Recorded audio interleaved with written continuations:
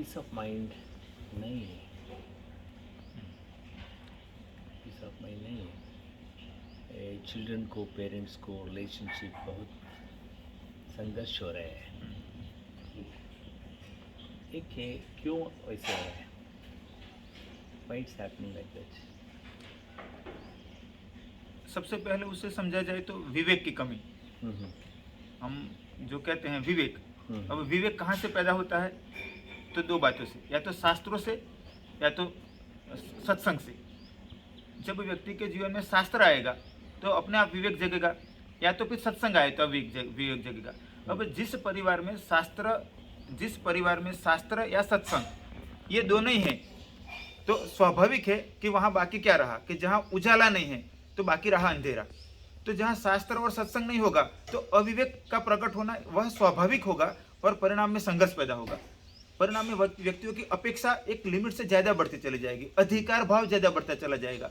उसको हम कहते हैं महत्वाकांक्षा होना जरूरी है, किंतु महत्वाकांक्षा ऐसी भी नहीं होनी चाहिए कि जो महत्वाकांक्षा अपने कारण दूसरों को भी पीड़ित करने लगे। तो उसका प्रभाव ऐसे आता है कि व्यक्ति सेल्फिश बनता चला गया। ओके। चाहे पुत्र हो, चाहे पुत्री हो, चाहे पत्नी हो, चाहे पति हो, चाहे परिवार हो, तो जब सब अपने अपने स्वार्थ के लिए खिंचातान होने लगी, तो जो रामायण में सिखाया गया कि भरत, और महाभारत में आया दुर्योधन, तो दोनों पात्र हमें क्या सिखाते हैं? कि भरत सिखाता है कि त्याग करो और संतुष्टि रहो, प्रसन्न रहो, और दुर्योधन सिखाता है कि मैं प्राप्त कर लूं, दूसरों से चाहे छीनना पड़े और सुखी रहो। तो कलयुग में ज्यादातर दुर्योधन की नीति बढ़ती चली गई परिवारों में, इसके परिणाम अशांति होती गई। अब जब जहां पर शास्त्र आएगा, जैसे राम को वशिष्ठ मुनि ने योग वशिष्ठ महारामायण में उपदेश दिया, तो जहां शास्त्र आएगा या सत्संग आएगा तो त्याग भाव आएगा कि मेरा सुख छोड़ू मेरे पिता के लिए, मेरे भाई के लिए, मेरे मित्र के लिए, मेरे परिवार के लिए। तो वहां पर स्वाभाविक है कि शांति प्रकट होगी। तो यही वर्तमान कालिक कमियां हैं। अभी राजनीति में, दुनिया में और देश में आपका सजेशन क्या है? पुरातन कालीन समय को देखा जाए तो जब जब राजनीति पर से धर्म नीति की स्थिति कमजोर होती चली गई, तब तक राजनीति स्वेच्छाचारी होती चली गई। तो धर्म नीति यानी कोई व्यक्ति का अनुशासन, तो कि नहीं, धर्म नीति यानी धर्म का अनुशासन। अब कौन सा धर्म? जो धर्म समस्त मानवता को, पशु पक्षी को, जीव सृष्टि को और प्रकृति का कल्याण करे। इसीलिए हमारे शास्त्रों ने, हमारे ऋषि मुनि ने शास्त्र दिए। और वर्तमान कालीन स्थिति ऐसी होती चली गई कि धर्म नीति का जो अनुशासन था वो ज्यादातर हटता चला गया, और महत्वाकांक्षा इतनी बढ़ती चली गई कि धर्म की जगह दुर्योधन की नीति अपनाकर भी मैं सत्ताधीश बनूं, और परिणाम संघर्ष होगा, परिणाम कुरुक्षेत्र होगा। अब जरूरी है कि पांडवों की नीति हो कि चाहे कष्ट क्यों ना हो, किंतु मैं धर्म का त्याग न करूं। तो जब संसार में ऐसे शासक होंगे और धर्म नीति के अनुसार पालन करने का प्रयत्न करेंगे, तो हो सकता है दिक्कतें हो, किंतु अंत में विजय उनकी होगी। परमात्मा का भी उनको साथ मिलेगा, संसार का भी साथ मिलेगा और विजय भी होगी। किंतु वो सबसे कठिन काम है, क्योंकि कलयुग के अंदर दुर्योधन की नीति बढ़ना वो स्वाभाविक है।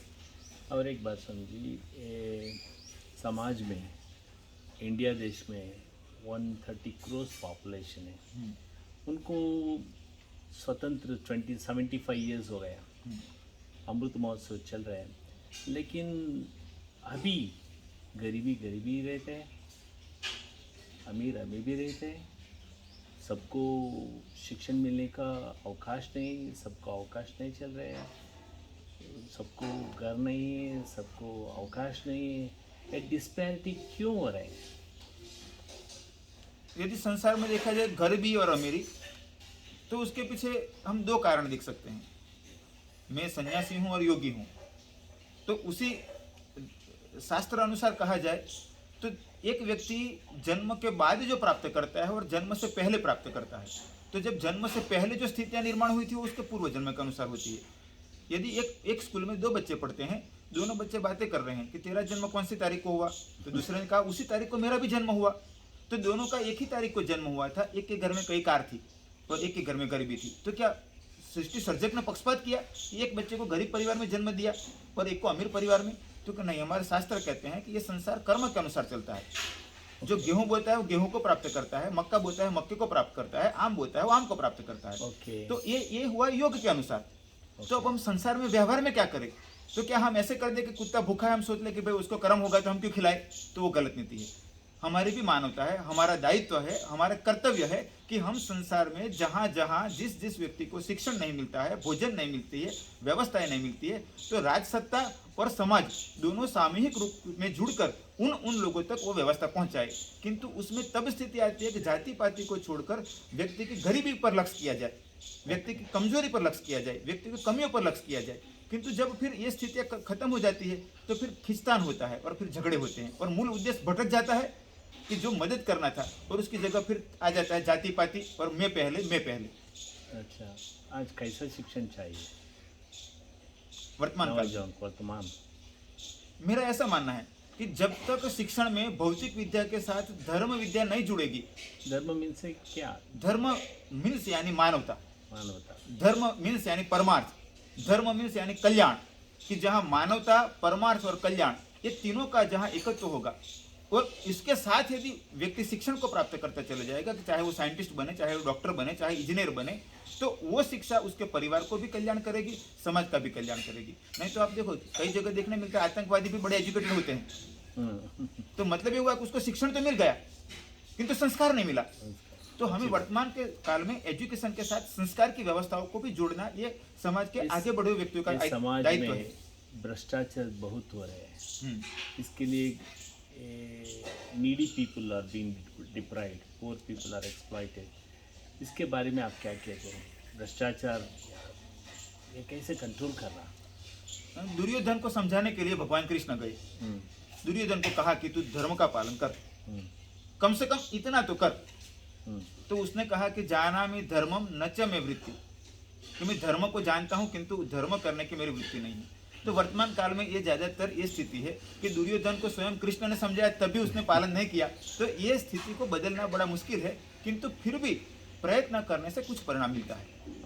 गरीबी पहले भी थी, गरीबी वर्तमान में भी है, हजारों साल पहले भी थी, वर्तमान में भी है, कमियां पहले भी थी, वर्तमान में भी है, किंतु हम लोग प्रयत्न करते हैं कि हमें प्रयत्न करना चाहिए। किंतु फिर भी मेरा ऐसा व्यक्तिगत मानना है कि दुर्योधन को स्वयं कृष्ण नहीं बदल पाए थे, तो वर्तमान काल में फिर हम कैसे बदल लेंगे? प्रयत्न करें हम। धन्यवाद स्वामी जी, आपका मिलकर आपका शुभ सभी को संदेश लेके मैं यहाँ से बेंगलुरु जाके सबको दिखाएंगे और सब सुनता है आपका संदेश। बहुत धन्यवाद। आशीर्वाद।